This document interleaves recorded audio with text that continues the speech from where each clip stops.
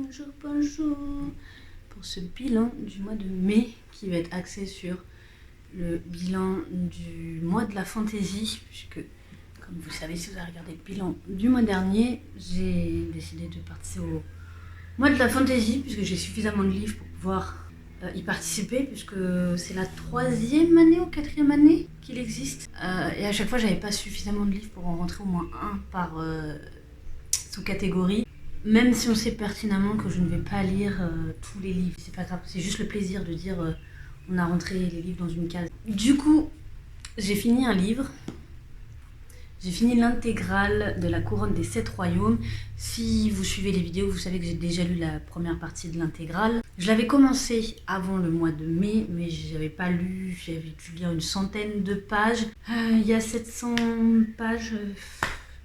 Du coup, on va dire qu'il y avait 350 pages par tome. Donc, il me restait les 2/3 du livre à lire. Et nous sommes le 14 mai. Du coup, on est à mi-parcours du mois de mai et donc du challenge. Et je n'ai lu qu'un livre. J'en ai un autre qui est commencé, mais pareil, il a commencé avant le mois de mai. Donc bref, donc la couronne des 7 royaumes, j'adore toujours autant. Là, on est, si vous vous souvenez, vous avez vu cette vidéo là. Si vous l'avez pas vue, que vous voulez savoir, bah, allez la voir. On est après l'évasion de Tavis et on le suit dans son épopée, encore une fois, pour prouver qu'il est innocent. Son père finit par être, je vous fais une grosse version de l'histoire. Son père finit par être mis dans la tour carcérale par le duc de Kentingern, donc qui est le père de Brienne. Sachant Brienne, c'est celle qu'on voit du coup sur la couverture, qui a été soi-disant assassinée par Tavis, donc le duc de Kurg. Après, ils ont quand même l'autorisation de... Lui, il peut écrire à sa femme, donc à la duchesse de Kurg. Il est emprisonné avec ses hommes, il y en a à peu près une cinquantaine, je crois, de soldats avec lui, et avec son premier ministre, Fotir, et Xaver, qui est l'homme liège de son fils, et qui est le fils de son capitaine à lui. Donc on va suivre différents personnages. Donc on va suivre au début principalement Tavis et Grincha. Moi j'appelle Grincha, alors que c'est Grincha je crois, enfin bref, donc Grincha, un peu comme la saga les Grisha, mais voilà, enfin bref. Donc on va les suivre eux, on va suivre forcément le duc de Kertigen,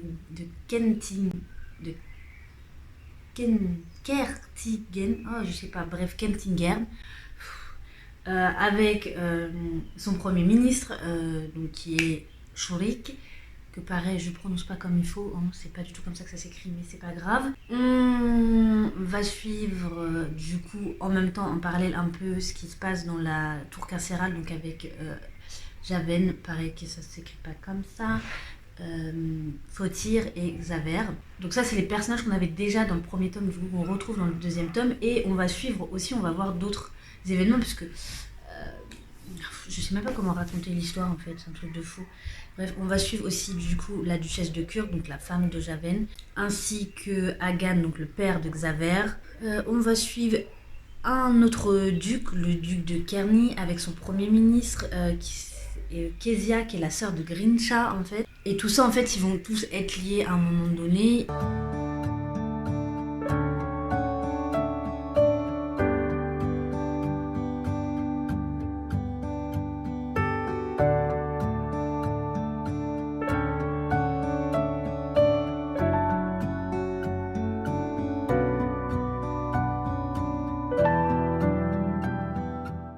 Kearney va vouloir intervenir pour éviter la guerre entre les Kurdes et Kentingern, puisque Kentingern veut tellement venger la mort de sa fille qu'il est prêt à créer une guerre civile dans le royaume des Bitars. Kearney décide d'aller à Kentingern pour la paix, sauf qu'en fait il ne se rend pas compte, ce qu'il ne sait pas, c'est qu'il a un pion dans l'échiquier, puisque en fait la raison pour laquelle Tavis est accusé, enfin on pense que Tavis a tué Brienne, c'est que derrière il y a un complot pour retourner la situation sur les terres du Devant, dont le territoire des Bitars en fait partie. C'est un des 7 royaumes des terres du Devant, puisque en fait, comme j'avais expliqué dans la vidéo que j'avais parlé du premier tome, il y a 2 types de personnages, c'est qu'il y a les Eandi qui sont en fait les humains et les Kirsi qui sont des sorciers. Une partie des Kirsi veulent renverser le pouvoir pour avoir vraiment que ce soit eux qui aient le pouvoir et plus les Eandi en fait. Donc il y a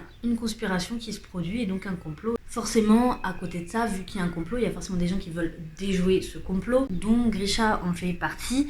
Et malgré lui, en fait, à la base, il voulait pas en faire partie, c'est juste qu'il a fait la révélation de Tavis et du coup, de là, il s'est senti obligé de le protéger et de vouloir éviter que le pouvoir soit renversé. Dans l'histoire, au moment où il y a quand même une guerre qui va se produire, en fait, les soldats de Kentinga et les soldats de Kurd vont quand même en venir au combat, aux armes. Au même moment où ils se battent, il y a l'armée de Kearney qui arrive, et donc ce qui fait un peu basculer le truc parce que Kearney a décidé de prendre sous sa protection, j'ai plus le terme là en tête, mais d'accorder l'asile à Tavis en fait. De croire qu'il est innocent alors que il le connaît sans le connaître, c'est-à-dire qu'il sait que Tavis est le fils du duc de Kurg, mais il le connaît pas personnellement, mais du coup il accepte de croire en son innocence et donc de le protéger et de le prendre, d'accepter sa demande d'asile. Ils sont sur le champ de bataille et donc forcément Andreas, donc le duc de Kettingen, est pas content, ça le fait un peu chier de se dire qu'il va pas pouvoir venger la mort de sa fille et donc de battre les Kurg, sachant que la bataille elle était un peu c'était kiff-kiff, il y avait pas vraiment, c'est juste voilà, il y avait plein de soldats qui mouraient. Au même moment où il y a cette scène qui se produit, alors vraiment durant la scène de combat, vous êtes un peu déjà là, vous sentez un peu l'adrénaline monter en vous parce que c'est quand même bien écrit je trouve. Et au même moment en fait, pendant qu'eux étaient en train de se taper dessus, il y a donc le duc de Kenting, Andreas, on va l'appeler, ça va être plus simple.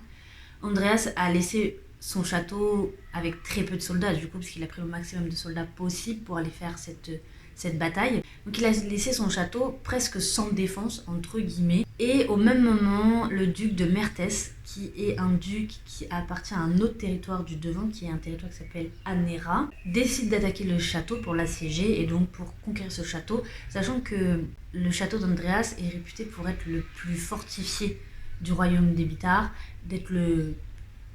parce qu'il est vraiment à la frontière avec Anera et qu'il est très important en fait en termes de géopolitique, il est très important. Et pendant qu'il y a cette guerre, en fait, il y a des fumées noires qui s'échappent du château, puisqu'il y a des choses qui brûlent, puisque si vous vous souvenez, à l'époque du Moyen-Âge, quand on se battait avec de la chaux, du poids et du feu, et donc du coup ça crée une très épaisse fumée noire. Et donc sur le champ de bataille, à des lieues du château, quasiment 2 jours de distance, il y a 3 duchés qui sont à 2 doigts de se battre, qui voient cette fumée, 2 doigts, sachant qu'il y en a 2 qui sont déjà battus, qui voient ces fumées et ils comprennent que c'est le château qui a un problème et donc ils font demi-tour aussitôt. Et pendant ce temps-là, au château, si vous vous souvenez bien, dans tout le blabla que j'ai dit, il y a Javen qui est resté dans le château, qui est emprisonné et qui arrive à se faire libérer par les soldats d'Andreas, qui acceptent finalement de le libérer, puisqu'ils se rendent compte que ils ont, à part leur capitaine, donc le plus haut placé entre guillemets, c'est même pas le plus haut placé parce que le capitaine est avec Andreas, le plus haut placé à l'heure actuelle à ce moment-là dans le château qui doit diriger l'armée est moins doué que Javen. Et donc il décide de libérer lui et ses hommes et surtout que ça fait une 50aine d'hommes en plus pour combattre les hommes de Mertès. Ils arrivent à se maintenir pendant 2 jours comme ça et franchement tout le long du récit, mais j'étais là avec mon bouquin, j'étais en mode, mais je tournais les pages, mais vraiment à une vitesse folle, parce qu'on te décrit de temps en temps des petites scènes de combat, où à ce moment-là, durant cette scène, en fait, le pouvoir en fait, de qui maîtrise le combat est inversé. En fait, à un moment donné, ça va être les Mertésiens qui vont avoir le dessus sur les soldats de Kertingen et de Kurg, et puis pendant cette scène-là, en fait, ça va légèrement changer, en fait. Et d'un seul coup, le paragraphe en dessous, on t'explique que en quelques lignes, que de nouveau ça a changé. Vraiment, je sais pas comment vous expliquer, mais c'était très très bien écrit, très très bien décrit. Il n'y avait pas besoin de plus, il n'y avait pas besoin de des scènes de combat qui durent des heures et des heures. Il y a juste eu des scènes de combat importantes, comme celle de par exemple Xaver, où c'est la première fois qu'il combattait, son tout premier combat. Et il y a cette scène où du coup il tue un soldat ennemi pour la première fois et donc où en fait il est pas bien. Et en fait il y a cette scène-là, ça fait partie des scènes un peu importantes entre guillemets qu'on a envie de lire. Toutes celles un peu superficielles de dire qu'il y a deux soldats qui sont en train de se battre, on s'en fout un peu, on s'en doute un peu puisque on est sur une bataille. Donc pendant 2 jours vraiment ils se battent pour maintenir le château, que le château ne tombe pas aux mains des hommes de Mertès. Il se produit une scène comme ça, vraiment, où en fait, du coup, le duc de Mertès meurt sur le champ de bataille. Clairement, il se prend une flèche en plein front. Il est plus là, et en fait, peu de temps après, Andreas revient avec son armée, accompagné de l'armée du duc de Kerney et de la duchesse de Kurg. Ils arrivent, et donc forcément, ils sont beaucoup plus nombreux que les soldats de Mertès, et donc forcément, ils remportent la bataille. On est quasiment sur la fin du livre à ce moment-là, il reste moins d'une centaine de pages. 100 pages restantes, on va dire, c'est justement la fin, ce qui se passe après cette bataille, où Andreas a dû un peu contrôler son envie de tuer Tavis, puisqu'en fait il avait Tavis devant lui tout le long en fait. À partir du moment où Kyrne est arrivé, durant la nuit qui a suivi, voire le lendemain, il y a eu un accord qui a été passé, qui a été dit, en fait Andreas expliquait que le duc de Kurg ne deviendra pas roi, puisqu'en fait il faut savoir que durant le tome 2, le roi des Bitars décède, et donc forcément, par rapport aux ordres de succession, c'est le duc de Kurg qui est censé prendre la place et donc devenir roi, sauf qu'Andreas refuse ça, et en fait pour devenir roi, même s'il y a un ordre de succession qui te garantit d'être roi, il ne te le garantit pas à 100%, il faut l'accord des ducs des 12 maisons. Enfin des 11 autres maisons. Donc il y a un accord qui est passé, qui est proposé par Grinsa, qui est que Javen, donc le duc de Kurg, renonce à la royauté, renonce au trône, à condition que du coup Andreas aussi, puisqu'en fait Andreas est le successeur, et la maison successeur, en fait il n'y a pas de féminin pour successeur, c'est galère ce mot. Donc c'est la maison qui est censée succéder après. En fait, si le duc de Kurg ne peut pas monter sur le trône, sachant que lui c'est la 3e maison dans l'ordre de succession, Andreas c'est la 4e maison, et donc il faut que les deux renoncent au trône, et à la place ils vont mettre le duc, parce que je l'appelle Kyrne depuis tout à l'heure, mais lui c'est le duc de Glindr. Il y a un D, un W et un R qui suivent, donc moi je sais pas trop comment ça se prononce, donc voilà. Donc il passe un accord en disant ok, Javen renonce au trône à condition que Andreas accepte que ça soit Kyrne qui prenne le trône. Andreas accepte, même si c'est pas forcément ce qu'il souhaite, mais il accepte quand même pour éviter quand même une guerre civile, même si on sent que c'est moyen parce que Kyrne protège Tavis et que c'est moyen et que tout le monde le considère, enfin tout le monde, 95% des gens le considèrent coupable. Donc c'est un peu compliqué. On voit son couronnement aussi à la toute fin. Et à un moment donné, il explique à Tavis qu'il ne peut pas l'accepter au château d'Odin, qui est le château du roi. Tavis devra rester du coup au château de la maison des Glindr. Voilà, sauf que Tavis, c'est pas ce qu'il veut. En fait, il veut pas vivre comme l'homme qu'on considère comme coupable. Au contraire, il veut prouver qu'il est innocent. Et donc, il veut retrouver le meurtrier de Brienne. Il dit, ok, une fois que le roi est couronné, je pars à la quête du tueur de Brienne. Et on en est là où en fait le roi est couronné et Tavis part à la quête de cet homme. Et le dernier chapitre, enfin les dernières pages du dernier chapitre, on est du coup dans le royaume d'Anera et on voit les pensées de l'homme qui a tué Brienne, puisque nous on sait qui a tué Brienne. On le voit qui dit que finalement il est bien content d'être à Enera, que c'est beau, que là où dans le sud d'Enera c'est très joli, machin, enfin il est très content. Il attend son compagnon de route qu'il avait laissé derrière lui. Sauf que son compagnon de route, ce qui s'est passé, c'est qu'il est mort. Il est mort parce qu'il a voulu tuer Grinsa et donc du coup Grinsa l'a tué. Et il va l'apprendre par une Kirsi qui a justement envoyé son compagnon de route pour aller tuer Grinsa parce qu'elle savait que Grinsa voulait aller aider Tavis parce que elle fait partie de la conspiration, elle a un rôle important dans la conspiration, et à la toute fin on découvre un truc puisqu'elle a eu une relation avec Grinsa, on découvre qu'elle est enceinte de Grinsa, et ça c'est un truc qu'on ne voit pas du tout venir parce que elle, autant on l'a vue dans le premier tome, mais dans le deuxième tome on la voit plus du tout. Grinsa la mentionne des fois, enfin quand on a les pensées un peu de Grinsa, il la mentionne, mais sinon on la voit pas plus que ça, on la revoit qu'à la fin. Elle espère via cette grossesse faire retourner Grinsa contre son camp. Et il y a même un moment d'ailleurs où l'auteur nous laisse un peu présager que Grinsa est peut-être pas du bon côté en fait. Il y a un, un magicien, en fait, dans les Kirsi, ils ont généralement entre un et 2 pouvoirs. S'ils ont 3 pouvoirs, c'est très rare, mais ça existe. 4 pouvoirs, c'est extrêmement rare, et du coup, c'est ce qu'on appelle des tisserands, si j'ai bien compris. En fait, plus il y a de pouvoirs, plus ils sont puissants, et donc plus ils font peur aux END, et donc ils se cachent. Et en fait, il y a ce qu'on appelle les tisserands, ceux qui ont beaucoup de pouvoirs, au moins 4. Et donc Grinsa, c'est le cas, c'est un tisserand, et il cache qu'il a plus de pouvoirs. Sauf que le Kirsi qui dirige la conspiration est un tisserand. Et donc à un moment, on nous laisse présager, croire que peut-être qu'en fait Grinsa, c'est ce tisserand-là et qu'il est en train de tirer les ficelles des 2 côtés pour justement arriver à son bien, à ses biens, à ce qu'il veut en fait. Donc il essaye, mais très vite ce soupçon-là est balayé, où on comprend très vite que Grinsa n'est pas le tisserand, le fameux tisserand qui est le chef de la conspiration. Enfin bon, en tout cas, j'étais au taquet. À partir du moment où j'ai dépassé les 100 premières pages, comme d'hab, en fait, vous me direz à chaque fois dans chaque livre, il faut au moins attendre les 80-100 premières pages. J'étais au taquet, les scènes de combat, vraiment, j'étais au taquet, c'était très bien écrit, c'était très fluide, très facile, il n'y avait pas de...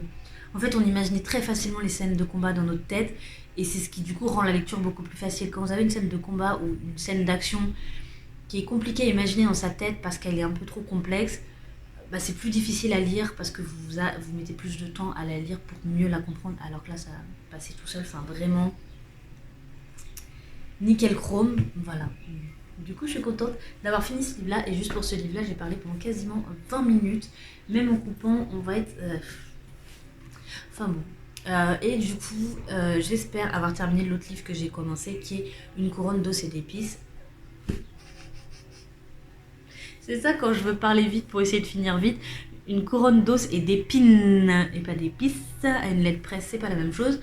On reste du coup dans les couronnes, dans les royautés et tout ça. J'aimerais bien, franchement, mon objectif serait d'en lire du coup 3. Donc celui-là, l'autre qui est en cours et un autre. Donc je pense qu'après je prendrai un poche pas trop gros pour pouvoir terminer. Ce serait vraiment.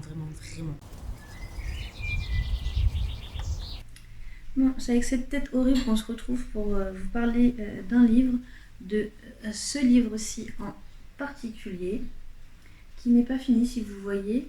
Nous sommes jeudi 9 juin, et vous, la vidéo, elle est sortie le dimanche qui suit, donc 9, 10, 11, 12 juin. Lundi 13 juin. À la base, je voulais terminer le livre pour... faire un bilan général de ce livre, sauf que c'est mort. Je sais que je vais pas terminer, comme je vous dis, on est jeudi, ça sort lundi, il faut que je monte la vidéo entre deux, il faut qu'on arrête ici le bilan, donc il faut que je vous parle de ce livre que j'ai commencé quand même fin avril, donc ça fait bien 2 mois qu'on est dessus et je galère à le lire.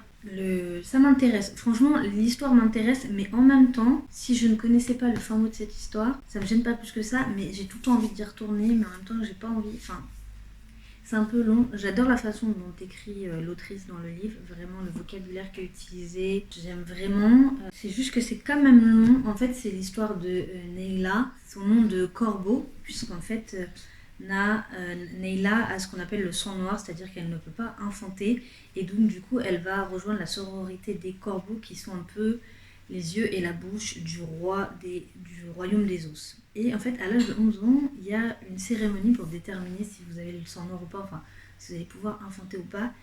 Et cette scène, c'est la première scène du livre. Et alors, elle ne m'a pas rebutée, parce que je sais que ce livre ne se définit pas à cette scène-là, mais elle est quand même un peu dure, parce que c'est la même scène que vous savez, la cérémonie du mouchoir dans certaines communautés en France. Cérémonie du mouchoir qui pratique la veille du mariage ou le jour du mariage, je sais plus trop, pour prouver que la jeune fille est vierge. Là c'est pareil, c'est le même type de cérémonie, mais si le mouchoir ressort avec du sang, c'est que vous allez pouvoir enfanter dans votre vie et donc être une bonne épouse, en gros.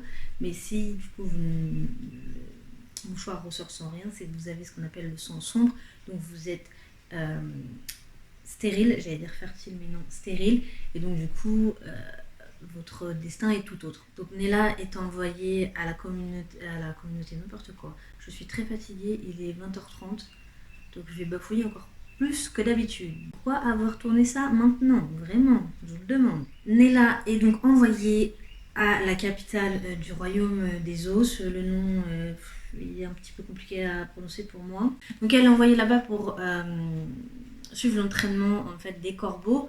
Sauf que tout ne va pas être tout rose. Alors déjà, un truc positif pour elle, c'est qu'elle va être choisie par la reine des corbeaux pour être son héritière.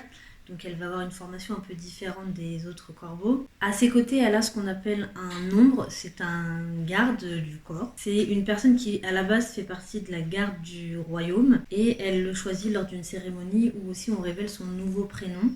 Donc dans son cas, elle, son nouveau prénom c'est Na. Et donc c'est elle qui décide de quelle ombre elle veut et elle a choisi une personne qu'elle a rencontrée le premier jour et qui va vraiment... Enfin, le terme ombre est bien choisi, c'est vraiment son ombre en fait. Le gars est tout le temps là derrière elle. Et il s'appelle Brom et c'est vraiment une personne. Enfin, quand vous lisez, vous sentez la douceur de ce monsieur. Vous sentez la gentillesse, la bienveillance là. Alors qu'ils ont, je crois, 7 ans d'écart, si je dis pas de bêtises, à peu près. Un petit peu plus de 7 ans. Donc on la suit. Au début, donc elle a 11 ans. Là, moi où j'en suis, elle a plus de 25 ans pour moi, je sais plus. Jusqu'à un moment donné, on la retrouve, elle a quasiment 20 ans. Et après, il se passe quelque chose et c'est 5 ans plus tard. Pour essayer de faire gros, il y a un complot qui est mené par Joannadis, qui est la femme du roi du royaume des os. Et forcément, Nella, notre petit corbeau, va être déchue du truc. Je sais pas si déchue c'est le bon terme, mais elle va devoir en gros s'exiler pour pouvoir survivre. Et il va s'en suivre quelques petites péripéties. Donc en fait, c'est pour ça que je vous dis que c'est très lent. C'est que comme on la suit tout au long de sa vie, donc c'est ce qu'on appelle un roman initiatique, il n'y a pas tout le temps de l'action. Il y a du mouvement, mais pas des actions vraiment. Enfin, on découvre des choses et je pense que l'action arrive plus vers la fin. Comme d'habitude, je galère toujours à m'expliquer sur des livres, mais en fait, j'ai envie de vous parler de ce livre sans vous le spoiler, tout en sachant que vous n'allez pas le lire, donc c'est pas très gênant si je vous spoil, sachant qu'en plus de ça, moi, le spoil, ça ne me gêne pas du tout, mais j'ai pas quand même, par respect, envie de vous spoiler au cas où vous avez envie de le lire. Du coup, j'ai envie de vous donner envie de le lire, mais comme je suis pas douée non plus en explication, du coup, on galère. Je sais pas pourquoi à chaque fois je veux expliquer, mais j'aime bien expliquer des livres, je sais pas, ça me fait plaisir, même si je galère, et plus je vais m'entraîner à expliquer des livres, mieux je vais y arriver, très probablement. On va dire que j'ai un avis mitigé là-dessus, dans le sens où j'aime bien, j'apprécie, je suis attachée au personnage, mais en même temps, si je ne sais pas ce que vont devenir Neyla, Brom, Seal et compagnie, ça ne me gêne pas. En fait, je sais pas pourquoi, mais à chaque fois j'ai envie de le comparer à Merciful Crow. Vraiment, ou Merciful Crow, c'est un livre pour lequel j'ai eu un coup de cœur et je ne peux même pas vous expliquer pourquoi, parce qu'il a rien de fou, ce livre, en fait, cette duologie n'a rien de folle, mais j'ai juste adoré. Le bilan du mois de mai, où on était sur un challenge livresque, c'est complètement chaotique, comme d'habitude, on ne sait pas. On a quand même lu un livre plus qu'ennemi, hein, puisqu'on est arrêté à... On a lu tout ça, hein, toute la grosse partie.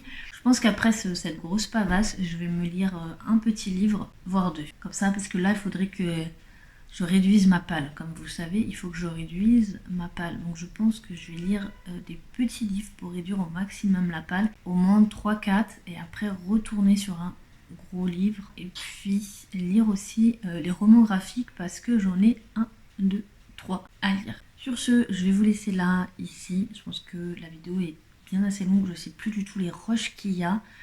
Celui-là est déjà 8 minutes. 9 minutes maintenant.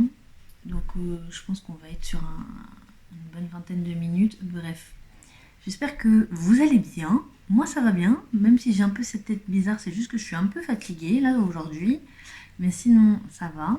Je vous dis à la semaine prochaine dans un vlog qui est déjà en train d'être tourné. Enfin, j'ai déjà des rushs de tournée alors que je vous parle. Et je vous dis bonne journée, bonne nuit. Ciao!